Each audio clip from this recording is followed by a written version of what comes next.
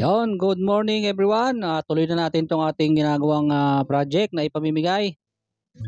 Congrats pala doon sa mga nakapasok doon sa ating unang palistahan. At yung mga gusto pong sumali ay panoorin nyo po yung mga video natin at may sinasabi po tayo diyang keyword na itatype nyo doon sa comment section para mapalista po yung mga entry nyo. Panoorin nyo po yung video at nandun po yung keyword na itatype nyo. Ayan guys, sukatan lang natin tong kasi lalagyan natin ng copper tube, yung magiging pinakang transfer port nya para magawa na natin tong kanyang pinakang valve housing. Para naman dun sa mga nakapagpasali na dun sa ating unang palistahan, pwede pa ulit kayong magpalista. Panoorin nyo lang tong ating video at mamaya ay sasabihin ko kung ano yung itatype nyo dun sa ating comment section para merong ulit kayong entry. At mas maraming entry, mas malaki ang chance nyong manalo. Yung nga palang nakaraan nating una nating palistahan, hindi muna tayo maglalagay ng limit doon. Pero dito ay maglalagay na tayo ng limit. Yung unang 50 na makakapag comment nung sasabihin ko mamayang keyword ay yun lang yung ililista ko. At yan ang kahalagahan kung kaya sinasabi ko sa inyo na mag-subscribe kayo sa akin channel at i-hit nyo yung notification bell para updated kayo kapag nag-upload ako ng susunod na video. Dahil sa bawat upload ko ng video ay kukuha lang tayo ng pababa ng pababa. Kukuha tayo ng ilan lang na maipapalista para malaman natin kung sino yung talagang nakasubaybay dito sa ating ginagawang ipamimigay. Ayan guys, at magbubutas muna tayo nitong gagamitin nating valve housing. Bubutasan na natin yan ng ating paglalagyan ng transfer port.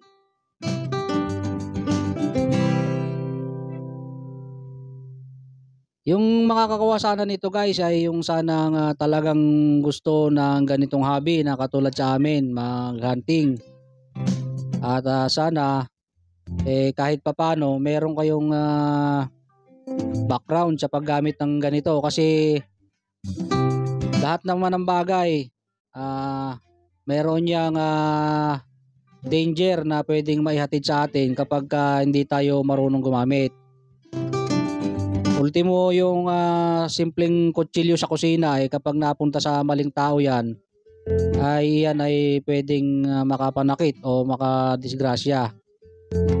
Kaya sana dito sa ating ipamimigay na ito ang makakuha ay yung talagang mahilig din sa ganitong bagay at gusto talaga yung ganitong hobby.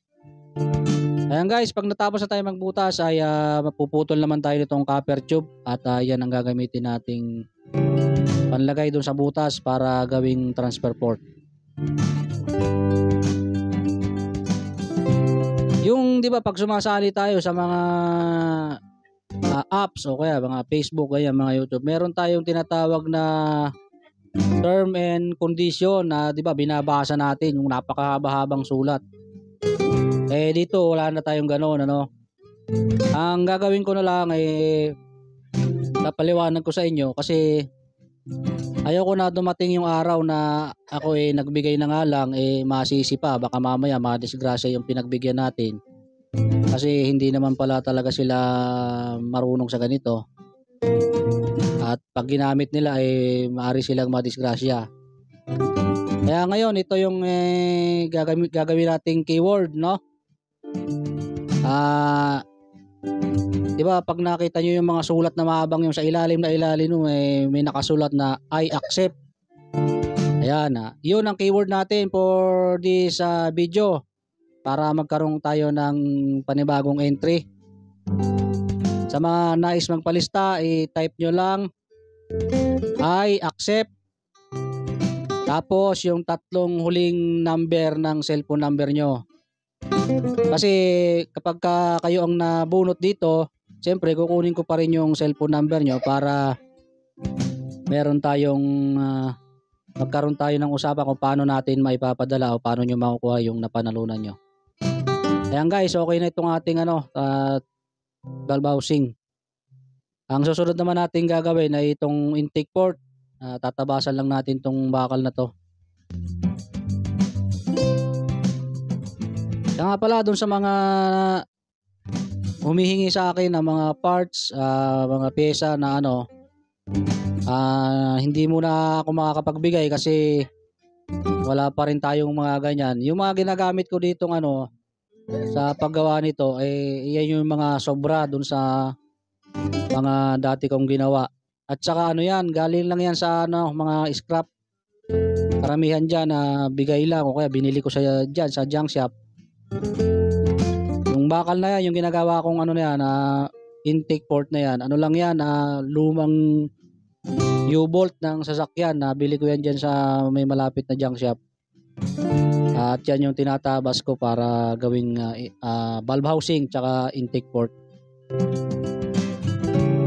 Paggawa naman ng ganito, hindi naman kailangan yung pagandahan ng pyesa o papormahan Kahit simple lang, basta magagamit natin at mapapakinabangan natin sa ating paghahunting. Okay guys, tatabasan ko muna to. Tapos lalagyan ko siya ng groove dito sa may bandang dulo. Yan yung lalagyan natin ng lagayan ng o-ring para wala siyang singaw.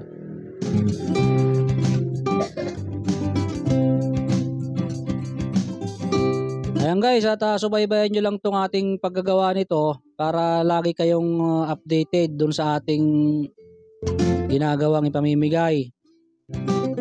At yung mga gustong sumali, panoorin nyo po yung video. Ulitin ko, andyan po sa video yung paraan paano kayo makasali. Huwag na po kayong mag-comment doon na gusto nyo sumali, pangarap nyo magkaroon ng ganyan. Panoorin nyo po yung video, nandun po lahat ng detalye kung ano po yung itatype nyo sa comment section, yun lang po ang itype nyo at may entry na po kayo. Mamaya pala ilalabas ko yung listahan ng mga nakasali. At kung wala yung pangalan nyo doon ay malamang hindi nyo na i-comment yung sinabi kong i-comment nyo nung nakaraan.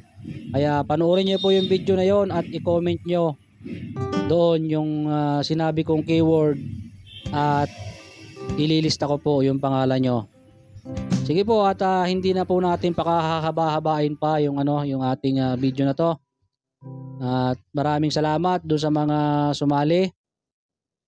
At hintay-hintay lang po tayo kapag natapos na tong ating ginagawang paniksay na ito ay maipamigay na natin doon sa swerte nating mabubunot. Ayan po, maraming salamat.